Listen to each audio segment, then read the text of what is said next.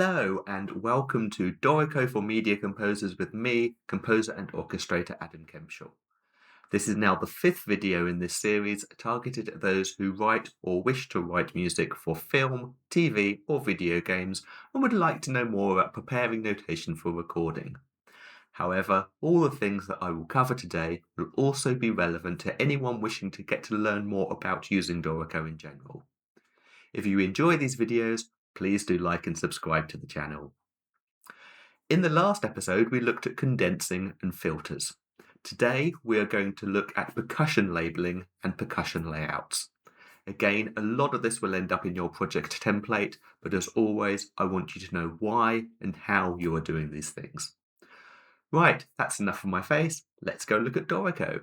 We are going to return today to my imported version of City Lights from the last episode. Recall that some of the layout in this isn't finalised, we're just using this file for demonstration purposes. Conveniently for our purposes, the percussion staves currently look a bit messy, so we're going to tidy them up today.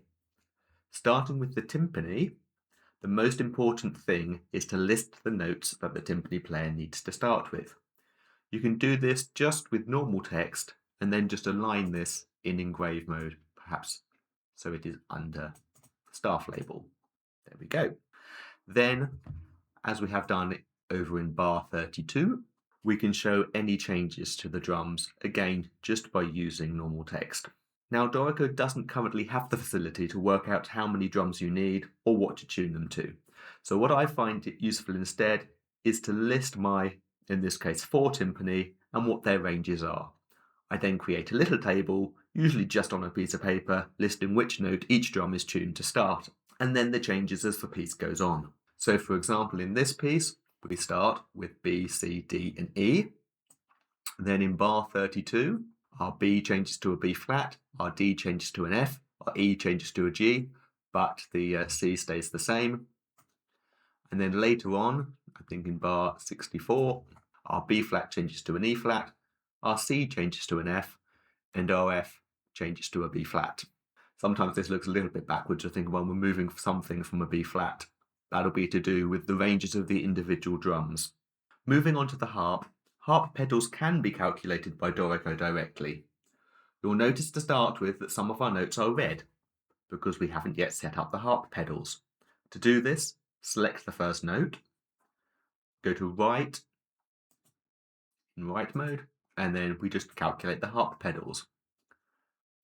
Now I currently have it set up so that they only show in the parts and not in the score, but we get this signpost that tells us how the pedals are set anyway. If you need to suggest a harp pedal change, then just repeat the process at that point. The setting to show that the harp pedals only appear in the parts is in layout options, as always, players, harp pedaling, and I've just turned it off for the score, but if we go down to the harp part, you'll see it's there, and you can also alternate between the diagram and the note names depending on your preference. I like the note names because I understand it. If you understand the diagrams better, then use the diagrams. Of course, both your timpani and harp player may have their own ideas on these things, and that's absolutely fine, but it's nice to give them a suggestion to work from. Moving on to our other 3 percussion parts, we have one aim here, to make it clear which percussion instruments are being used and when. In this piece, we have toms, bass drum, woodblock, tambourine, and suspended cymbal split between 3 players. So let's tidy this up. First, we're going to put our percussion into a group. So we're going to into setup, select one of the players, add to a group, add player to a new group. Okay, and then we're going to drag our other 2 players into that group as well. This is going to be a little bit slow because it's rearranging the order. And there we go. We now have this group. It's called group 1. Let's rename it to percussion, just to make it clear always where our percussion is. Then we're going to pop into layout options again and go to staff labels to make sure we show the player group labels when staff labels are shown. That's that one there. That's already set by default. While we are here, show the player name instead of the instrument names for the first system only for our 3 percussion players. There, on the first system only. Also, double check that we have show instrument change label at the start of the flow, which is under players and instrument changes. Show instrument change label at the start of flow. That wasn't set up, but we will have that now. It's not just useful for percussionists, that one that's going to turn up on all our instruments where the player may have more than one instrument. Apply and close on that, and you'll see we're looking a little bit tidier already. Then one last thing, I've added text to the first note that tells us which instruments each player will use throughout the whole piece. And then I've dragged that underneath the staff label. Let me show you here.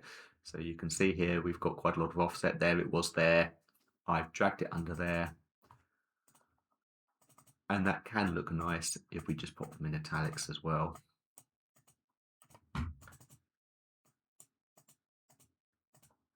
There we go, and we can just make sure in engraved mode they're all lined up nicely. So that all looks nice in our score, and there are 2 ways of dealing with the parts, separate parts or a combined one. You can easily provide both to give maximum flexibility on the day. So looking at percussion 1, it looks a bit messy to start with, but we can sort that out, particularly with that text added to the score. So we can just hide that. We're not going to use it.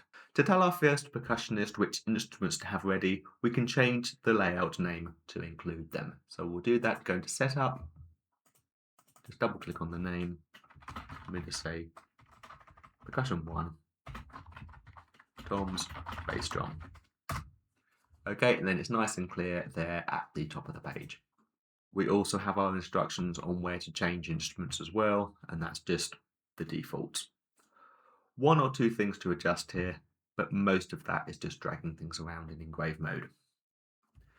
The alternative option is to have all 3 percussion parts on one layout. So in Setup, create a new layout. We're going to call it Percussion Combined. And into that part, we're going to include all 3 of our percussion parts. We can then swap to that. And yes, this still looks a little bit of a mess, but we can adjust the stage and system settings to look more like our score, and that sorts things out. So we want full staff labels on the first system, abbreviated ones there. We want names instead of, player names instead of instrument names on the first system only. There we go, that's better. Right, and as you can see, this has tidied things up quite a bit. We can now move our text as we had before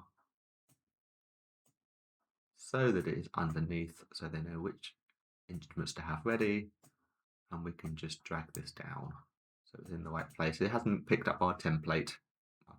There we go. Okay, we've sorted out our template there as well. Okay, yeah, there's a lot going on that first bit. Maybe we want soft mallets to be down here somewhere, or I don't know, we can tidy this up. Move the tempo marking to there. We need our big 2 bars click written in there as well. I should probably put that into the template so that it happens on every single part. Right, so having sorted that out, this then gives our percussionists the freedom to organise their instruments amongst themselves if they so wish.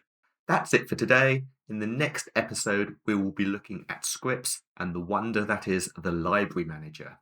If you are following along as these videos are released, the next video will be in 2 weeks' time due to the Easter holidays.